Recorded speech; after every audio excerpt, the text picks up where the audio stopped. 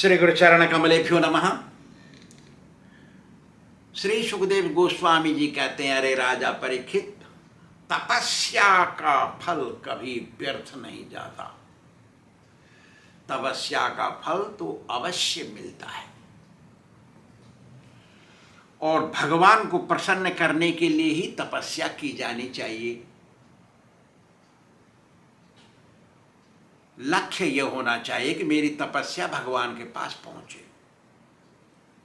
जो लोग तपस्या करते हैं देश की भलाई के लिए, धर्म की भलाई के लिए, मानव समाज की भलाई के लिए, ऐसे लोगों की तपस्या सात्विक तपस्या होती है। जो तपस्या अहम ममेति, मेरी भलाई के लिए, मेरे कुटुंब की भलाई के लिए, मेरी उन्नति के लिए, मेरे को धन प्राप्ति के लिए, सुख प्राप्ति के लिए, मेरी मृत्यु को दूर रखने के लिए, मुझे अमर बना दीजिए, ऐसा विचार करके जो तपस्या की जाती है वो तपस्या रजोगुणी होती है। जो तपस्या की जाती है दूसरे का अपमान हो, दूसरे की बुराई आवे, दूसरा मर जाए, किसी की हानि हो जाए, ऐसी तपस्या तमोगुणी तपस्या होती है। वो जादू गीदू टोटका टोना करने वाले लोग ये तमोगुणी होते हैं। जो जादू गीदी करते हैं वो भूत बनते हैं। भगवान भगवत गीता में कहते भूतानि जानति भूतेज्य। क्योंकि जो सतोगुणी होते हैं तो देवता की उपासना करते हैं, रजोगुणी होते हैं वो यक्ष राक्षसों की पूजा करते हैं, और तमोगुणी भूत प्रेतों की पूजा करते हैं। भगवान भगवत गीता में बोलते हैं। लेकिन जो भगवान के लिए तपस्या करते हैं, भगवान को प्रार्थना करते हैं, उनकी लिए उनको प्रसन्न करने की तपस्या करते हैं, वो तीनों गुणों से ऊपर हैं। वो सतोगुण रजोगुण तमोगुण में नहीं आते, वो भगवान के गुण में आते हैं। और तपस्या उसी को कहते हैं, बाकी तो सब बेकार है। तपस्या उनका नाम रख दिया है। जैसे झूठे कागज का नोट होता है ना, बच्चे खेलते हैं, 100 रुपया का नोट, 1000 रुपया का नोट, 5000 का नोट ऐसे लिख देते हैं ना, उसमें ऐसा नोट है वो, दिखावटी। असली तपस्या तो केवल भगवान कृष्ण को प्रसन्न करने के लिए होती है। और होती है कैसी? मम जन्मनि जन्मनीश्वरे भवताद भक्तिर अहेतुकी त्वयि। हे भगवान, मुझे चाहे कितने भी जन्म लेना पड़े, मैं आपकी भक्ति करता रहूं। ना मोक्षे ग्रहों में स्थित दामोदर, मुझे मोक्ष भी नहीं चाहिए, मुझे स्वर्ग का सुख नहीं चाहिए, मुझे संसार का सुख नहीं चाहिए, मुझे धन दौलत कुछ नहीं चाहिए। हे भगवान, आप प्रसन्न रहें, यही मेरी इच्छा है। हे दीनबंधु, मुझे ऐसे कृपा करिए मेरे ऊपर, ऐसे समझा के रखिए मुझे जिससे मैं आपको ही प्रसन्न करता रहूं, चाहे मुझे कितने भी जन्म लेने पड़े। तो भगवान की तपस्या को असली तपस्या कहते हैं। सुखदेव गोस्वामी जी आगे कहते हैं, अरे राजा परीक्षित, ब्रह्मा जी जब हिरण्यकशिपु के पास पहुंचे तो बोले, अरे हिरण्यकशिपु, तुम्हारा कल्याण हो, उठो, तुम्हारी तपस्या पूरी हो गई। हे कश्यप नंदन, अब तुम उठो, मैं आ गया हूं तुम्हारे पास, तुम मुझसे वरदान मांगो, मैं वर देने के लिए आया हूं, तुम्हारी जो इच्छा है वो मांगो। तो हिरण्यकशिपु तो मांस खून सब खत्म हो गया था, खाली हड्डी बची थी, उसके ऊपर भी चींटी चढ़ गई थी, क्या बोलते हैं वो, दीमक। तो वो फिर भी जिंदा था। क्यों? कि सतयुग में हड्डीगत प्राण, हड्डियों में प्राण रहता था। जब तक हड्डी है तब तक मनुष्य जिंदा रहता था। त्रेता युग आया तो हड्डीगत प्राण खत्म हो गया, तो मांसगत प्राण रह गया। जब तक मांस रहता था शरीर में तब तक प्राण रहता था। अब आ गया त्रेता युग में रक्तगत प्राण रह गया। जब तक शरीर में रक्त है तब तक प्राण रहेगा, रक्त खत्म हो गया प्राण खत्म हो गया। और कलयुग में अब जिसमें हम रह रहे हैं ये तो इसमें अन्नगत प्राण है, माने जब तक हम अन्न खाएंगे इच्छा होती खाने की, हमारा प्राण सही रहेगा। लोग फलाहार कर लेते, लेकिन फलाहार शुरू करने से पहले अन्न खाए थे, और फलाहार का व्रत जब खत्म हो जाएगा 2-4-10 बरस बाद फिर अन्न खाएंगे, और या कभी कभी एक बार अन्न खाते हैं जिससे प्राण सही तरीके से रहे। तो कलयुग में अन्नगत प्राण है।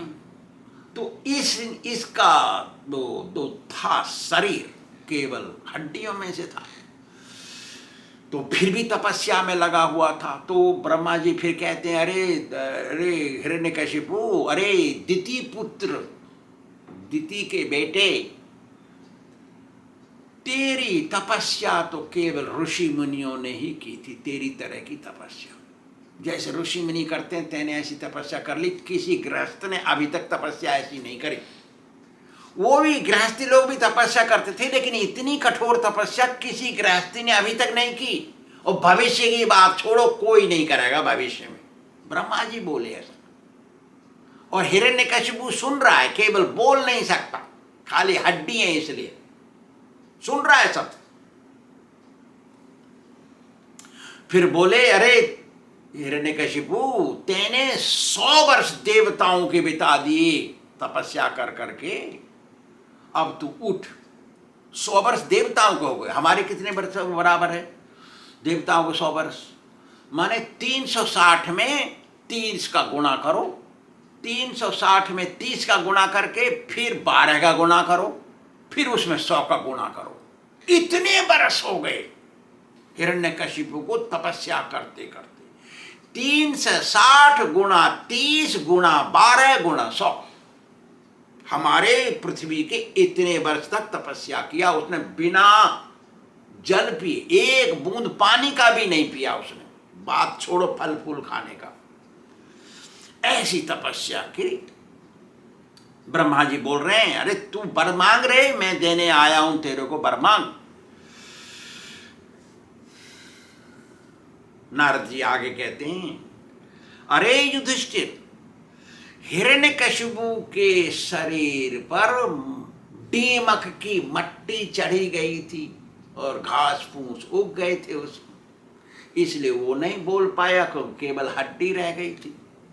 तो ब्रह्मा जी ने सोचा, तो अच्छा ये बात नहीं बोल रहा है, कुछ नहीं मांग रहा है, क्योंकि इसके हड्डियां हैं केवल, इसलिए वो बोल रहा नहीं है। तो उन्होंने अपने कमंडल से थोड़ा सा जल लेके उसके ऊपर छींटा मार दिया, छिड़का दिया, और वो अमोघ जल था, उसमें शक्ति है जल में। ब्रह्मा जी साधारण जल लेके थोड़े घूमते हैं। तो वो हिरण्यकशिपु ऐसे जगह उस मट्टी के ढेर में, घास फूस में से, जैसे कोई बीज अंकुरित होता है तो मट्टी से बाहर निकलता है, ऐसे निकल के बाहर आ गया। बाहर आके ऐसा हो गया जैसे पहले था, जबरदस्त हवरदंग हो गया। फिर आकाश की तरफ देखा, आवाज जहां से आ रही थी उसको देखा, तो देखा ब्रह्मा जी हंस वाहन पे बैठे हैं। प्रणाम किया, प्रणाम करके हाथ जोड़ा, हाथ जोड़ के प्रार्थना किया, प्रेम से प्रार्थना कर रहा है। वो कैसे कर रहा है उसको पता नहीं, भगवान में ब्रह्मा में क्या फर्क है। जो शास्त्र पढ़ लेते हैं और शास्त्र को आचरण में नहीं लाते, खाली शास्त्र ज्ञान रखते हैं, उनको पता नहीं ब्रह्मा और विष्णु और शंकर में क्या अंतर है, नारायण में, विष्णु में, राम में, कृष्ण में क्या फर्क है, नहीं पता है। श्लोक याद कर लेंगे, बड़े बड़े प्रवचन मार देंगे, उनको पता नहीं फर्क क्या है। किसी को पता भी है तो भी वही मंत्र बोलेगा, एक के पास दूसरे के पास उसी मंत्र को बोलेगा वो। मेरे साथ ऐसा हो गया। मेरे को कैलिफोर्निया में 1979 में बुलाया हिंदू मंदिर में प्रवचन करने के लिए, एक बार होली के अवसर पर। होली का उत्सव था। 1979 की बात कर रहे हैं हम। तो हम पहुंचे वहां, तो लोग थे वहां सब पढ़े लिखे, अमेरिका में भारतीय लोग तो पढ़े लिखे थे, गोरे कोई नहीं थे। अमेरिकन को क्या पता है होली दिवाली क्या होती है, उनको कुछ नहीं मालूम, खाली भारतीय थे, वो इंडियन मंदिर है, हिंदू मंदिर। हम गए वहां तो पंडित हैं 4-5 वहां थे और बड़े बड़े मंत्र बोलने लग गए। तो हम तो कृष्ण भक्त हैं, तो राधा कृष्ण की पूजा तो हुई वहां पे, फिर गणेश जी की पूजा हुई, फिर स्कंद मुर्गा दुर्गा इनकी पूजा हुई, वही मंत्र वहां बोल रहे हैं। फिर हनुमान जी की पूजा हुई, आधा घंटा पूजा में लग गया हमारा, लेकिन यही सब मंत्र वो पंडित सबको बोल रहे हैं। और बड़े बड़े विद्वान पंडित दक्षिण भारत के आए थे। तो ये है हालत। तो जब हम जप करते हैं ना भगवान का, हरे कृष्ण कृष्ण कृष्ण हरे हरे, हरे राम राम राम हरे हरे, सदगुरु की सहायता से, तो परमात्मा अंदर से ज्ञान देता है। वो चमत्कार अंदर से होता है। जो जप करता है ना, अनपढ़ भी बड़ा ज्ञानी होता है, क्योंकि अंदर से ज्ञान निकलता है, वो ज्ञान असली होता है। पुस्तक का ज्ञान तो नकली होता है, केवल दूसरों को समझाने के लिए होता है, अपने में आचरण में। तो ऐसा था हिरण्यकशिपु गुरुकुल में पढ़ा, सुन लिया ना कैसे अपनी माँ को प्रचार कर रहा था। वो बड़ी बड़ी बातें डींगे मार रहा था। ऐसे डींगे मारते हैं जो शास्त्र के श्लोक याद कर लिए, थोड़ा पढ़ लिए हैं शास्त्रों को, बड़े बड़े डींगे मारते हैं प्रवचन के नाम से, और पैसा कमाते हैं, घर चलाते हैं। ठीक है चलाओ, लेकिन थोड़ा तो आचरण रखो, जप करो। जप करने वाला अनपढ़ भी होए तो भी वो बहुत ज्ञानी होता है, क्योंकि अंदर से ज्ञान निकलता है। तो हिरण्यकशिपु ने ब्रह्मा जी की प्रार्थना जैसे भगत भगवान की प्रार्थना करते ऐसे करने लगा, बड़ी श्रद्धा से प्रेम से प्रार्थना कर रहा था। तो भगवान भगवत गीता में कहते हैं, ये भी अन्य देवता भक्ता यजन्ते श्रद्धयान्विता तेपि मामेव कौन्तेय यजन्ति अविधि पूर्वकम। जो बड़ी श्रद्धा से देवी देवताओं की पूजा करते हैं अर्जुन, वो पूजा सब मेरे पास आती है, लेकिन अविधि विधि पूर्वक नहीं है। वो पूजा सही मार्ग से नहीं करी गई, क्योंकि मैं हूं भगवान, सब पूजा मेरे पास आनी चाहिए। उनको पूजा कर रहे हैं जो भी मेरी पूजा करते हैं। जो मेरी पूजा करते हैं उनकी पूजा करने से क्या लाभ मिलेगा, लेकिन वो पूजा फिर मेरे पास ही आ जाती है, लेकिन अविधि पूर्वक है, विधि पूर्वक नहीं है, नियम से नहीं है वो, लेकिन श्रद्धा से करते हैं, बड़ी श्रद्धा से। शंकर जी की पूजा, रुद्राभिषेक, कितनी श्रद्धा से, कितने पैसा खर्च करते हैं, वो श्रद्धा है। लेकिन शंकर जी तो भगवान नहीं है ना, फिर वो पूजा जाएगी कहाँ? भगवान कह रहे हैं मेरे पास आती है। देखा, दुर्गा मैया की पूजा, संतोषी मैया की पूजा करते हैं, बड़ी जोर से करते हैं, बहुत श्रद्धा से करते हैं, और चढ़ते हैं पैदल, इतने ऊंचे तक जाते हैं वहां संतोषी मैया। तो सब पूजा मेरे पास आती है, लेकिन अविधि पूर्वक है अर्जुन, क्योंकि वो सब भगवान नहीं है। तो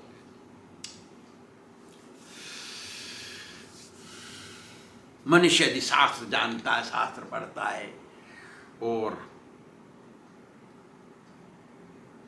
लेकिन आचरण में कुछ नहीं, श्लोक याद कर लेता है, बड़े बड़े प्रवचन मार लेता है, लेकिन आचरण में न होने के कारण वो भगवान को उन्हें समझ में नहीं आता। जैसे किसी आदमी को पेट खराब है और उसको खूब हलवा पूरी खिला, उसका पेट और खराब हो जाएगा और टॉयलेट में जाएगा, उसकी ताकत नहीं आएगी और कमजोर हो जाएगा। यही हालत है। जो पुस्तक के ज्ञान लेते हैं लेकिन आचरण में नहीं लाते, भजन जप नहीं करते। जप करने से ज्ञान आएगा, वही असली ज्ञान है, वो ज्ञान ठहरेगा। पुस्तक का ज्ञान तो ज्ञान नहीं है। तो लेकिन पुस्तक का ज्ञान सहायता, इसलिए हम कहते हैं अपने भक्तों को पढ़ो पढ़ो पढ़ो, पढ़ना चाहिए। पढ़ने से अंदर एक ज्ञान ठोकर खाएगा तो वो ज्ञान उठेगा। जब को ठोकर लगेगी, जो सोया ज्ञान है अंदर उसमें ठोकर लगेगी ना, तब वो उठेगा। इसलिए कहते हैं पढ़ो पढ़ो। तो हिरण्यकशिपु प्रार्थना करता है, हे भगवान, आप ही इस जगत की सृष्टि करता हो, पालन करता हो, संहार करता हो, इसी सृष्टि के मूलाधार हो। आप सतोगुण रजोगुण तमोगुण से परे हो, आप सारी प्रकृति के नियंता हो। ऐसा ऐसा बोल रहा था वो। बोलने से ब्रह्मा जी चुप, उनको पता है कौन है, क्योंकि उनके ऊपर भी कोई है।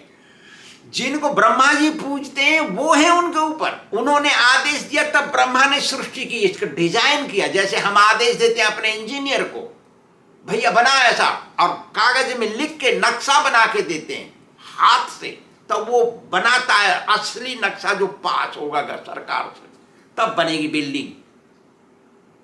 तो इंजीनियर का भगवान हो गया, अरे मालिक है उसका, बिल्डिंग का मालिक।